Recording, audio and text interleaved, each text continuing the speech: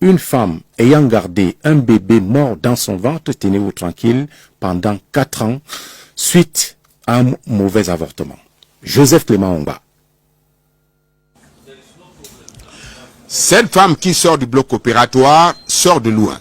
Sans le savoir, elle avait gardé pendant 4 ans les restes d'un bébé suite à un avortement malmené. Moi, c'est la 5e fois que je vois ça en 20 ans. Elle avait fait un avortement.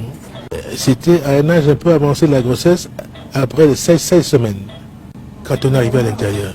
Un fœtus qui a été complètement momifié, qui était dans l'utérus pendant des années. La chair était partie et il ne restait que les os. Figurant parmi les patientes opérées dans le cadre du workshop sur le diplôme international de chirurgie endoscopique en gynécologie, elle aura souffert le martyre. Pendant près d'1 heure, l'équipe médicale réussit à la sortir d'embarras. On a sorti tout, on a reconstitué le fœtus. Maintenant, on va la prendre en charge. Pour plusieurs médecins, comme le professeur Adel Sedrati, venu d'Algérie, c'est une première malencontreuse. C'est un cas historique pour moi et que c'est pas tous les jours qu'on voit des choses pareilles.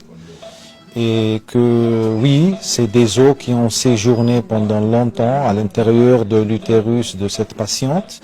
Et à la fin, on a réussi à réunir presque un squelette de tout le corps et que ça a été traité par voie endoscopique, donc on n'a pas eu besoin d'ouvrir la patiente.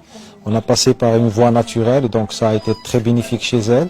Et je pense qu'elle est tirée d'affaire. Sortie du bloc opératoire, cette femme qui vit dans la région de l'extrême nord se sent soulagée et caresse même le vœu d'avoir un bébé.